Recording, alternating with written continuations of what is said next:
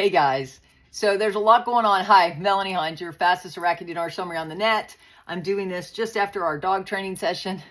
So please make sure you subscribe and tap the bell for the latest updates out of Iraq. They sent me a bunch of articles again that thank God they were in English.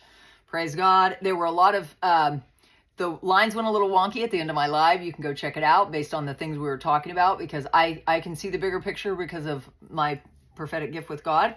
So one of the articles they sent me, I looked at this before our session started. It was when they signed the contract. Listen to this. It was when they signed the contract with Oliver and Wyman. And that sent me down a path because I wanted to clarify. Oliver and Wyman is auditing the central bank of Iraq, right? When you look at what their business is, and Ernst & Young is auditing the government of Iraq, which I highly am in favor of. And evidently all the auditors met in Dubai to do their final reports of this new digital banking system. And that's why everybody's talking about the digital transition. But remember, you have currency, fiat, hard-backed currency that you're going to take into a bank in exchange. And now is not the time to call your banks. I've said this over and over again. Even if you have my strategies and it says call the banks, that was the pre-RV phase. We're in between pre-RV and post-RV, meaning after it's hit the Forex. Okay, those are the window. And so that's when God said as soon as they let it go, he'll give you the bridge strategy to tie the two times together. But you need to have the basic understanding. So that's why you still need the 3 steps and you need to just study right now. You cannot call the banks. You just study right now and wait for the bridge strategy. And the bridge strategy is going to be free. So you have no fear. Bridge strategy is going to be free. How I'm going to get it to you, I don't know. God will tell me how to do that. And Dale will be helping because he's my assistant when it comes to Zooms and stuff. So anyways, they sent me in July 15th of 2024, they signed another contract with Oliver and Wyman, okay, to provide advisory services for the Development Road Project. That's the Bad Fortune Cookie Country Development Road Project. It's their idea. They got it all together. They turned it over to Iraq because Iraq is almost done with it, with the Fort Afah, the Iraqi to Turkey pipeline. Kurdistan to Turkey, Cyan pipeline. All of that is part of the Development Road Initiative that was China's 100-year plan to connect the East and the West. Okay, that's kind of the big picture. Well, when they hired the auditors, which was before this is before July 15th of 2024. It's probably more like January. I think they put it out to bid, the CBI work, and they hired Oliver and Wyman because Oliver and Wyman, and I put the post up of what they specialize in. And the K2 Integrity, everybody that is going to be part of the system has to be audited by K2 Integrity. Oliver Wyman is an American management consulting firm. Hold on. And let me pull the whole thing up. There we go. This is not working to my benefit right now. I also talked about Ernst & Young and why it's one of the big 4. Pricewaterhouse is one of the big 4 too, which is what I specialized in. And Pricewaterhouse is the only one that's widely considered a prestigious and progressive accounting firm. That's the one I have experience with, but they hired Ernst & Young. So anyways, Oliver and Wyman LLC is an American management consulting firm, and it was founded in New York City. The reason for me to share this, everybody is founded in New York City. All 3 companies, even K2 Integrity that are auditing, their contracts are denominated in dollars because they're founded in New York City. Okay? For now, that's how they get around it, because they're denominated in dollars, because they're going to charge the fees based on the hours billed. So that can be denominated in dollars so they can easily do a contract with Iraq. And if Iraq exchanges their exchange rate, it causes, I don't think their bills are going to go up because it's to Iraq's benefit to denominate it in the dollars while their currency is low. Do you understand?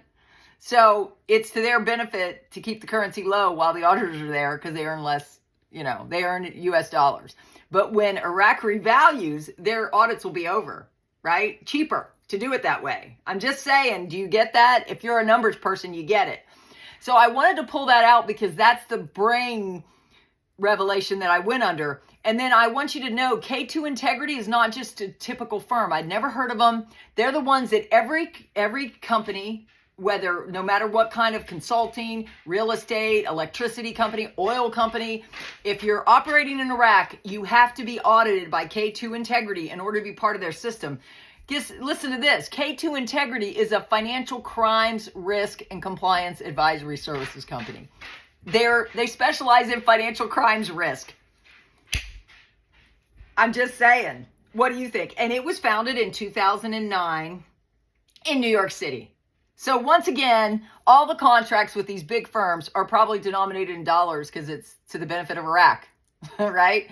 Especially when their currency is worth more than the dollar. Their exchange rate will be more favorable. You know what I mean? I don't know if you can follow that, but this was a... And so now go back to the summary. So they were talking about the contract with Oliver & Wyman. I just explained their contracts with Oliver & Wyman, Ernst & Young, and K2 Integrity in a way nobody else could even begin to understand it because I used to work for Pricewaterhouse, right? So now you've got this other article they sent was because there was an episode of Money Moves. Mohammed Meek sits down with Mohammed Qadari, an Iraqi-American entrepreneur and investor who's helping rebuild Iraq one business at a time. He's an entrepreneur taking advantage of Iraq businesses now. He's starting businesses. His family company is called the Qadari Group. It's grown into a multinational spanning oil, gas, construction, and retail. What else is there? That's where all the money is, right? Construction, retail, oil and gas, right? But what sets him apart is his passion for Iraqi startups, from backing the country's first major tech exit to advising early founders. Mohammed is proving that doing business in Iraq isn't just possible, it can be incredibly profitable. Anybody that's in there now at the lower rate stands to benefit a lot when the rate changes, like a lot. Like the retail value, for instance, of properties. Think about what's going to happen when Iraq goes through the roof in value. So anyways, he said they talk about what it takes to succeed in frontier markets. They call it a frontier market like Iraq. How the Iraqi diaspora is returning to rebuild the country. Diaspora, the people that have been displaced because of the economic hardship they've had over the last 20 years. So he is putting them to work. Real estate, startup exits, and investing is one of the most misunderstood economies on earth. And why the future of tech in Iraq is brighter than you think. Guys, it was a great article, and you should check it out if you can put your hands on it. John Lee, this was breaking news from April 2nd, which was just yesterday.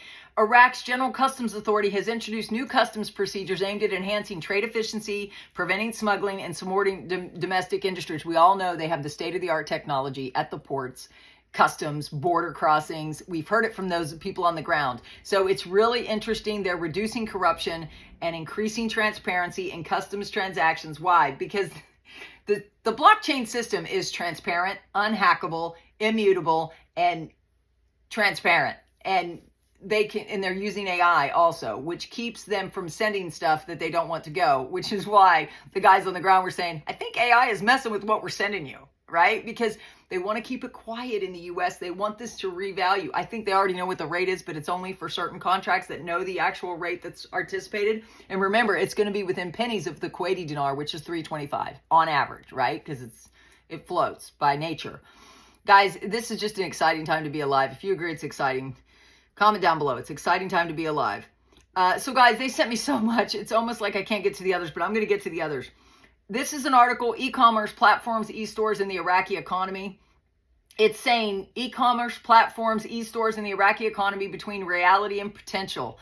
Guys, they're acting as though it's a longer way from where it is that we know it is, right? If they did a census and everybody participated because they got paid for 2 days to stay home and get the census along with cheek swabs, and they're going to do biometric voting. How are they going to do biometric voting unless they have that capability? It's a lot further along than they lead you to believe, right? They don't want you to know. And then he inaugurates another water project. They fix their water problems. Guys, there's nothing left to do other than to show me the money. Amen. Let's see.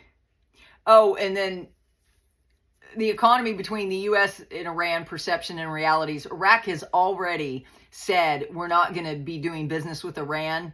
And that's why they're on high alert, because Iran's not happy about it, right? Because they're being pushed because of the policies of this United States. And it said why Iraq is rising as a key connectivity hub. That was the last one. Iraq's digital future.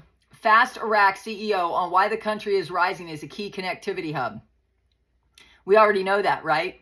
As the global demand for low latency, high capacity connectivity grows, driven by AI, cloud services, and real-time applications, networking strategies are evolving. At the center of this shift, Iraq is emerging as a strategic alternative to traditional subsea cable routes.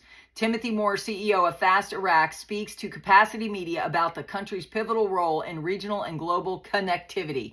Guys, Iraq is on the cutting edge of the banking system. Iraq is on the cutting edge of every kind of system that you could imagine. And so I'm really excited that we are invested in this. If you're excited, comment down below. Now I'm going to go to everybody else. This is going to be a little bit longer one today because I got so much information. And again, that's thanks to my own unique intel sources. So what is everybody else saying? I waited till this afternoon, even though it's been a long week, right? And I do a lot for y'all for free. A lot of this is free.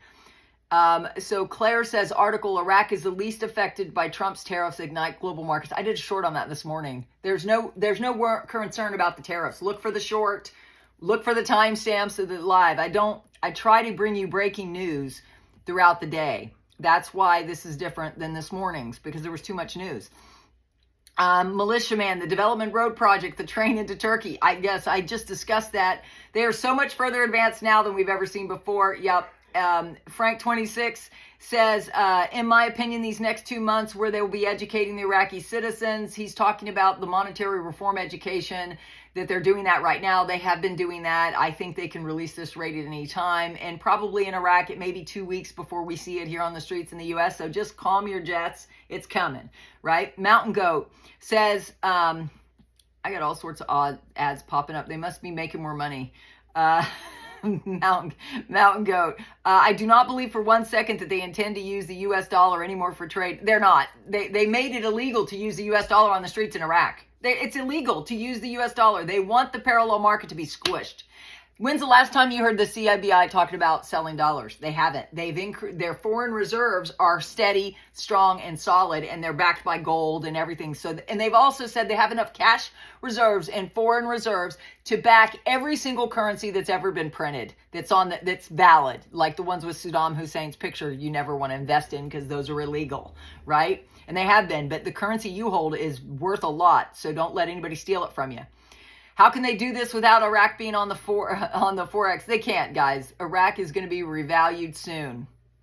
They are looking for a central bank digital coin, just like all the countries are, including America. They're going to call it something that isn't going to scare you, but it's going to be something. Whether they call it USDT or RLUSD. Have you heard that? People think Ripple's not centralized. Oh, it is. Remember, they got all their cryptocurrencies approved by the World Economic Forum. Let's not forget that.